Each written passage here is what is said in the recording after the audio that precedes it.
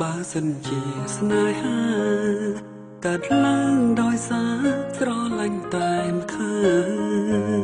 ក្តីស្នេហានេះគឺអូនជាអ្នកអះអាងហេតុផលក្រុមយ៉ាងស្រីក៏បានដឹងហើយអ្វីអូនមិនប្រឹងមុនពេលបងស្គាល់អូនថាក្នុងបេះដូងមានចំណែកហើយកែប្រុសមានអីលោកខ្លះ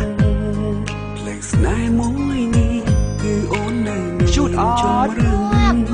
តែចំណែកលើបងឬក៏គេក្រោយពេលយើងក្លាយជាសង្សារគឺមានតែបងទេដែលដឹងមុនគេតែឈឺចាំមកដូចយំព្រោះតែស្នេហ៍អ្វីបែកគេជាសង្សារក្មេងអូនធ្វើឲ្យបងស្រឡាញ់អូនខ្លាំងហេតុអ្វីអូនមិនស្មោះបងខ្លាំងទេទុំអោកាំងឲ្យបងមានសិទ្ធជ្រើសរើសផ្លូវមានបើនៅក្បែរដូចមុនតើខ្ញុំត្រូវយកខ្ញុំប្រាំអ្នកណាទៅអោរាខ្ញុំបានធូរស្បើយខ្លាំងព្យាយាមគិញមកអូនគឺគ្រាន់តែជាលេក្រោយពេលអស់សិទ្ធជាសង្សារ